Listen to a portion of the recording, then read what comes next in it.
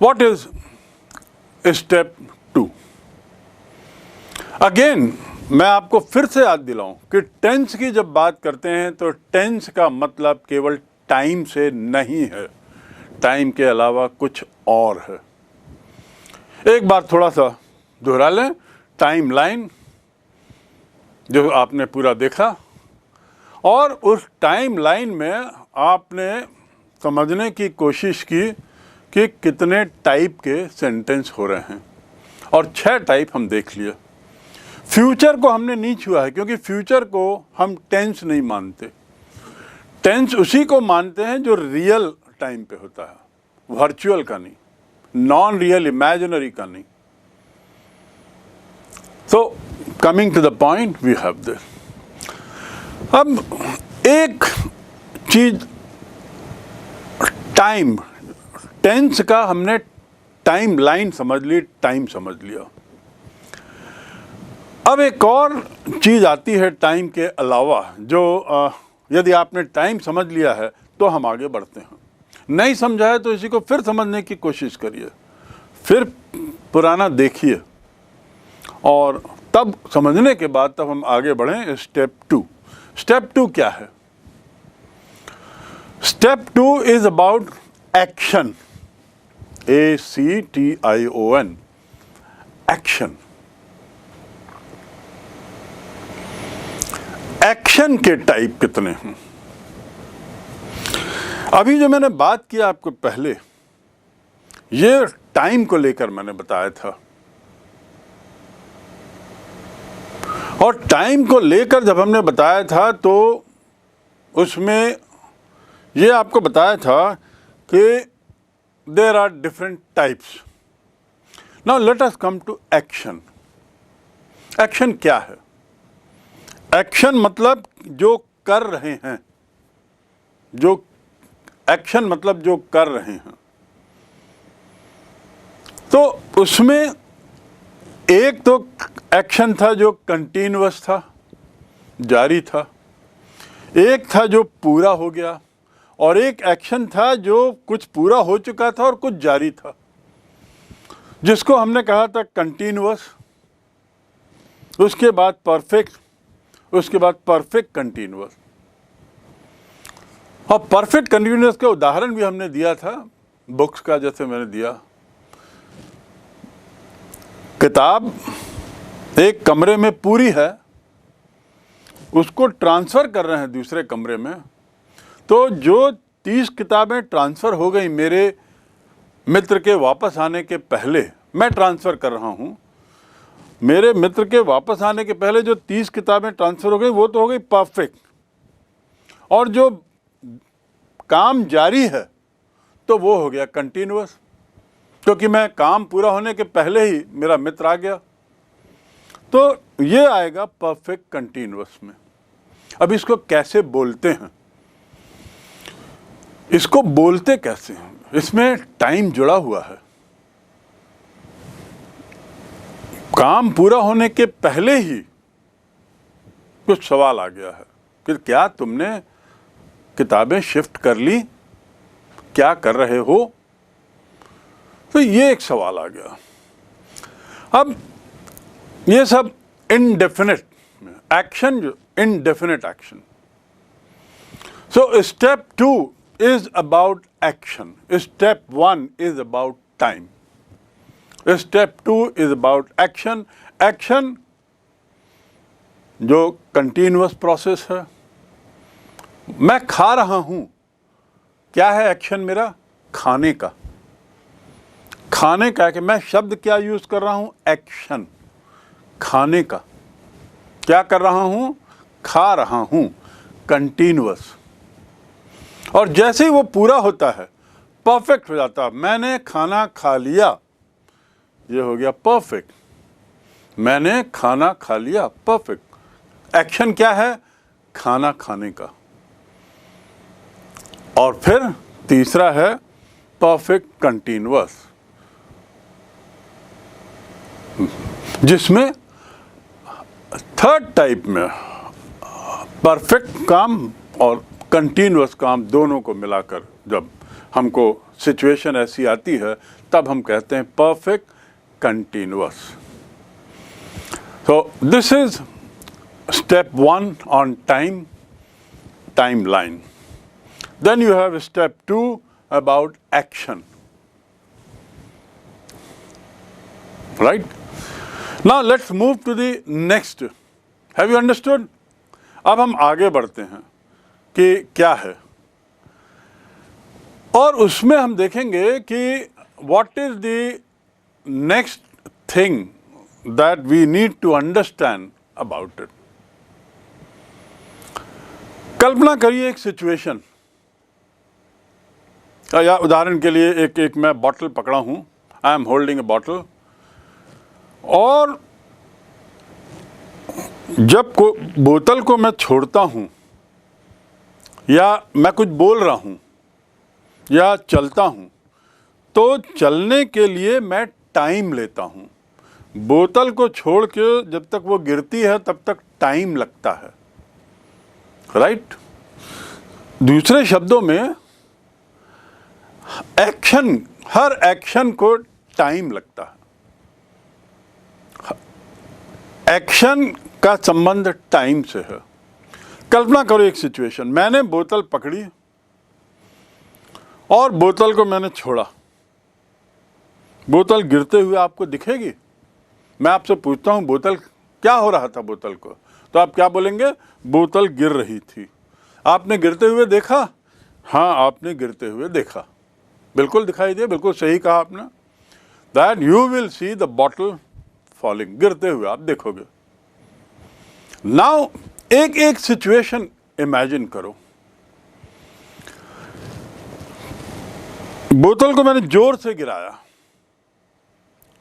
या मैं तेजी से चलता हूं, और यह कल्पना करिए एक जगह एक आदमी खड़ा है, आपके सामने एक आदमी खड़ा करता हूं मैं, मेरे बाएं हाथ से दूरी पर इधर एक आदमी खड़ा है, आपसे पूछता हूं आप दिख रहा है आदमी? हाँ दिख रहा है।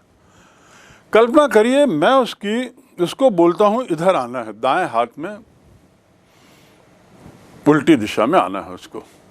तो मैं उसको बोलता हूं कि तुमको यहां से यहां शिफ्ट होना है, चलना है। तो वो आएगा, तेजी से आएगा और तेजी से आएगा, तो जितने कम टाइम में आएगा उतनी फास्ट उसकी स्पीड होगी। यानी टाइम और स्पीड ये दोनों रिलेटेड हैं। यहां से यहां आने में उसको टाइम लगा। कल्पना करिए एक सिचुएशन की जब उसकी स्पीड इतनी हो जाए कि हम उसको एक तरीके से इन्फिनिटी कर दें। इन्फिनिटी स्पीड, आप लोगों ने साइंस में पढ़ा होगा इन्फिनिटी क्या है। इतनी स्पीड कर दें कि क्या होगा? यदि बहुत ज़्यादा स्पीड हो गई तो आदमी यहाँ खड़ा है और मैं इतनी स्पीड से वो चला, तो मैं पूछूंगा क्या हुआ, कहाँ आदमी है? तो आप बोलेंगे नहीं। कहाँ गया? आप बोलोगे गायब हो गया। यस, यू विल से गायब हो गया। पर वास्तव में गायब नहीं हुआ, उसकी स्पीड इतनी थी कि उसी समय यहाँ आ गया। दूसरे शब्दों में, यदि स्पीड इनफाइनाइट हो तो टाइम कितना लगता है? यदि स्पीड इनफाइनाइट हो तो टाइम 0। और जब ऐसी सिचुएशन आती है तो हम कहते हैं आदमी गायब हो गया, हम कहते हैं वो दिखाई नहीं दिया, हम कहते हैं अरे वो कब यहाँ से यहाँ आ गया, हम कहते हैं अरे जादू हो गया, and so on so fourth. ये मैं बात कर रहा हूँ टाइम और स्पीड की, क्योंकि इसका संबंध एक्शन से है। So imagine this situation. याद रखिए ये बहुत काम की चीज़ है आपको, जो आगे अगले स्टेप में काम आएगी समझने में, कि टाइम यदि स्पीड उसकी इनफाइनाइट है, किस चीज़ की स्पीड? मैंने तो कह दिया स्पीड इनफाइनाइट है। किस चीज़ की स्पीड? चलने की स्पीड। चलना क्या है? एक्शन। एक्शन की स्पीड यदि इनफाइनाइट है तो टाइम 0। एक्शन की स्पीड यदि इनफाइनाइट तो टाइम 0। तो स्पीड क्या है? किस चीज की स्पीड? एक्शन की, बोलने की, चलने की, हंसने की, सोने की स्पीड, एक्शन वर्ड पर आप ध्यान देंगे बार बार, क्योंकि पहला जो स्टेप था जिसमें मैंने टाइम को समझाया, इस स्टेप में मैं लगातार एक्शन पर आपका ध्यान ले रहा हूं और उसका संबंध अगले स्टेप से है। तो before we go to the step 3, try to understand that action and time are related to each other. Action और टाइम में संबंध है। एक्शन के बिना टाइम नहीं। यदि एक्शन शून्य है तो टाइम शून्य है। समझ रहे मेरी बात? यदि कोई एक्शन ही नहीं किया तो उसमें कोई टाइम भी नहीं लगा। किस चीज का टाइम? मैंने बोला, मैंने कुछ एक्शन ही नहीं किया तो टाइम ही नहीं लगा। और एक्शन करता हूं तो टाइम लगता है। जितना स्लो एक्शन करूंगा उतना ही ज़्यादा टाइम लगेगा और जितनी स्पीड में करूंगा उतना ही कम टाइम लगेगा। दूसरे शब्दों में एक्शन और टाइम में बहुत निकट का संबंध है। They are very closely related to each other, right? Let us move to the next one. What is that next one? Having understood this, what is the next step that we try to understand? The relation between time and action. So you can see that I have tried to establish a relation between time and action. मैंने आपको ये समझाने की कोशिश की है कि time और एक्शन में संबंध है। यदि एक्शन नहीं हुआ तो टाइम नहीं लगेगा। No time, no action. और यदि टाइम नहीं लगा तो एक्शन नहीं होगा, गायब हो जाएगा। जिसको कहा था अभी हमने, गायब हो गया। यदि किसी काम में टाइम नहीं लगा तो या तो काम नहीं हुआ और या गायब हो गया। Am I right? So speed, time, action, how they are closely related to each other. That's what we try to understand. And so, I hope that now you have understood step 3 carefully and the relation between time and action. इसको अब आप समझ गए होंगे। साथ ही मैंने ये भी कहा कि यदि स्पीड, एक्शन की स्पीड, किस चीज की स्पीड? एक्शन की स्पीड, टाइम की नहीं। एक्शन की स्पीड यदि इनफाइनाइट हो तो टाइम जीरो रहेगा, गायब। जिसको आपने कहा या हम कहते हैं गायब हो गया। यहां जो चीज थी वो गायब हो गई। तो गायब हो गई मतलब इतनी स्पीड से वो दूसरी जगह गई कि समय ही नहीं लगा और वो पहुंच गई। So now, having understood time, then having understood action separately, we have now understood the relation between time and action, right? इन दोनों के बीच का संबंध हम समझ गए हैं कि टाइम और एक्शन में क्या संबंध है। So dear children, now we move to the step 4. Okay, step 3 is very important, जो अभी आपने देखा। तो अब हम मूव करेंगे स्टेप 4 पे। चौथा स्टेप क्या है? और चौथे स्टेप पे जाते समय आपको थोड़ा सा और अलर्ट रहना पड़ेगा। और यहाँ पर हम टाइम को लेकर कुछ और चीज जानने की कोशिश करेंगे। What is step 4? समझने की कोशिश करो। What is step 4? Step 1 was about time, timeline. Step 2 was about action. And then we learned continuous, then perfect, then perfect continuous. And then we related it with present and past. Present continuous, present perfect, present perfect continuous, past continuous, past perfect, and past perfect continuous. What about future? And why it is in red?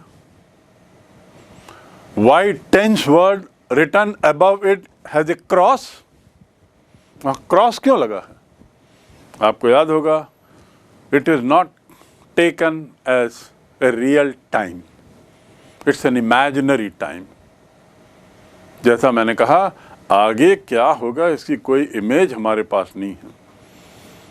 And even God can not speak with certainty about it. So, let us come to step 4.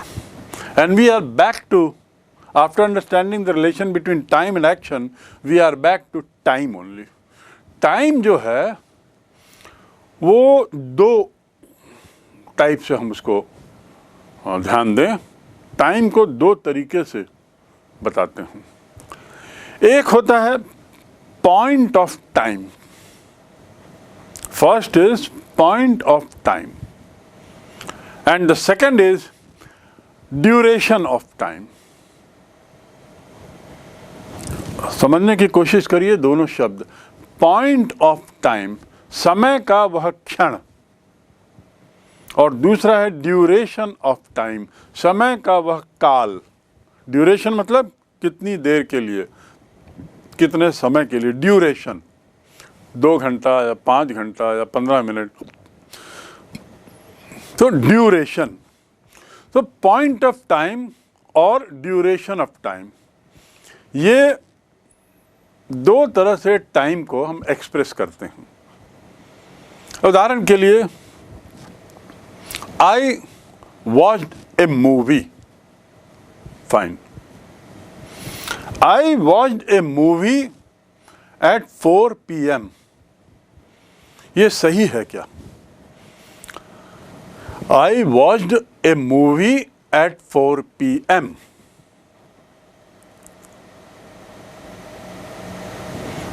अनुवाद क्या हुआ? मैंने 4 बजे एक cinema देखा. सही है क्या? ये सेंटेंस सही है? हिंदी में मैं पूछ रहा हूं. मैंने 4 बजे ये सिनेमा देखा. क्या ये सेंटेंस सही है? नहीं. क्यों? क्यों यह सेंटेंस गलत है? केवल मैं बोल रहा हूं इसलिए आपको लग रहा है कि बोल दिया जाए गलत है. नहीं, यह सेंटेंस गलत इसलिए है क्योंकि मैं 4 बजे सिनेमा देखकर समाप्त नहीं कर सकता. उसको कुछ टाइम लगा होगा, ड्यूरेशन लगा होगा, कुछ काल लगा होगा, कुछ समय लगा होगा. तो जो पॉइंट ऑफ टाइम हम बता रहे हैं 4 बजे, तो क्या हम बोलेंगे 4 बजे मैंने पिक्चर देखना शुरू किया, लेकिन हम ये नहीं कह सकते कि मैंने 4 बजे पिक्चर देखी. 4 बजे का शो देखा, ये अलग बात है. 4 बजे का शो मतलब 4 से 7 बजे की पिक्चर, उसमें ड्यूरेशन है. So this sentence that I watched a film at 4 PM is wrong. Is it clear? I watched a film at 4 PM is wrong. क्यों? क्योंकि फिल्म को एक ड्यूरेशन लगता है. पिक्चर आपने देखी ना, तो एक ड्यूरेशन लगा, एक काल लगा उसको. 2 घंटा, 2.5 घंटा, 3 घंटा.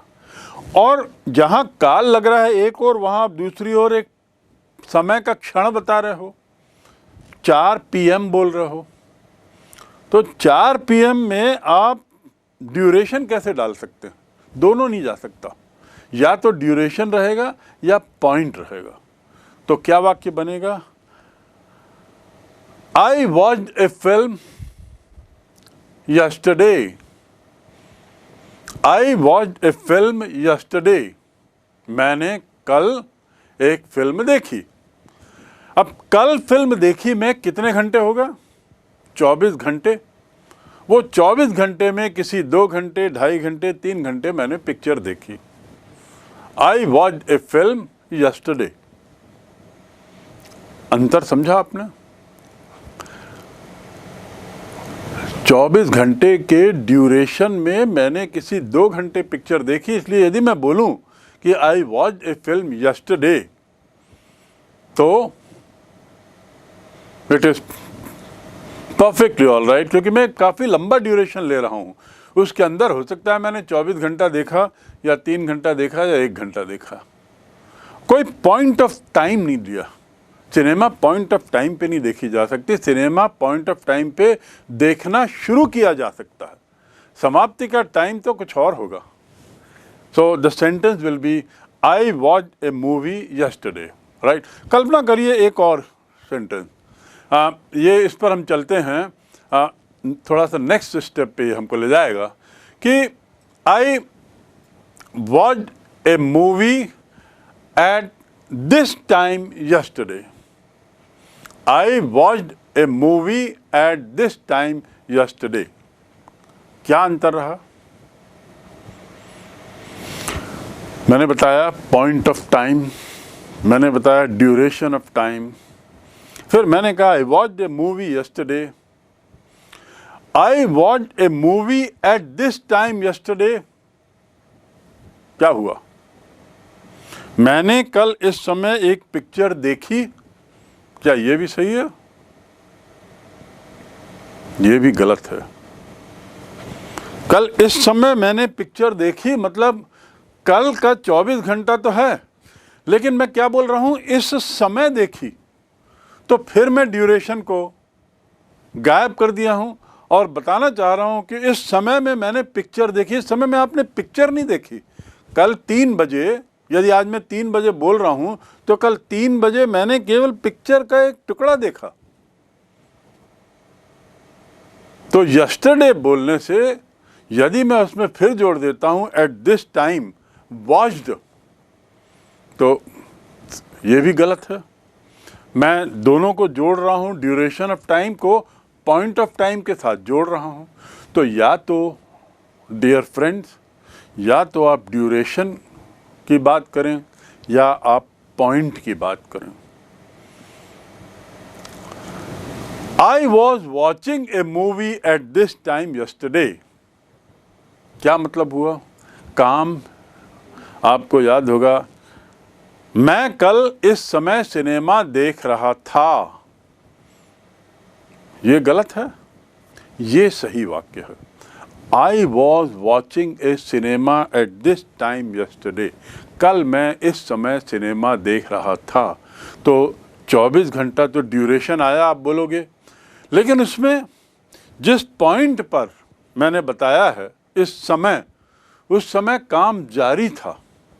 The work was on, the action was continuous, the action was going on. What action? Watching. Watching. I was watching cinema. Is it clear? So here comes your understanding of the next step, and that is point of time and duration of time are to be expressed in a different way. और आपको ख्याल रखना होगा कि या तो आप duration को लें या आप पॉइंट को लें, दोनों को ले नहीं सकते, दोनों साथ नहीं चल सकते। और यदि कंटिन्यूअस है तो कैसा होगा? I was watching A movie at this point of time, at this point of time. I watched movie for 2 hours। मैंने 2 घंटे के काल के लिए काल में सिनेमा देखा। This is about the different stages that we understand. So now we are pretty close to understanding the relation between time and action. We are pretty close to understanding the relation between time and action. और जो शुरू में मैंने कहा था कि tense यानी काल नहीं, टेंस यानी काल के साथ कुछ और भी है। टेंस का संबंध टाइम के साथ किसी और से भी है। टाइम स्वयं में टेंस नहीं है, उसके साथ कुछ और जुड़ा हुआ, और वो क्या है? तो यहां अब हम परिभाषा या सही तरीके से हम टेंस समझते हैं, और टेंस का मतलब होता है time plus action, time plus action. आपने पॉइंट ऑफ टाइम और ड्यूरेशन ऑफ टाइम में टाइम तो कहा या एक्शन तो कहा, लेकिन टाइम गलत बता रहे थे। कभी ड्यूरेशन बोल रहे थे उसमें, कभी पॉइंट ऑफ टाइम बोल रहे थे, कभी दोनों को जोड़ के बोल रहे थे, तो इसीलिए वो सेंटेंस गलत हो रहा था। दूसरे शब्दों में टेंस का संबंध केवल टाइम से नहीं है, टेंस का संबंध केवल एक्शन से नहीं है। Action in a given time is tense. तो what is the definition? Action in a given time tells us the tense. Tense क्या हुआ? किसी समय, निश्चित समय पर किए गए एक्शन को लेकर टेंस बनता है। टाइम और action, time plus action are very close to each other. Am I clear?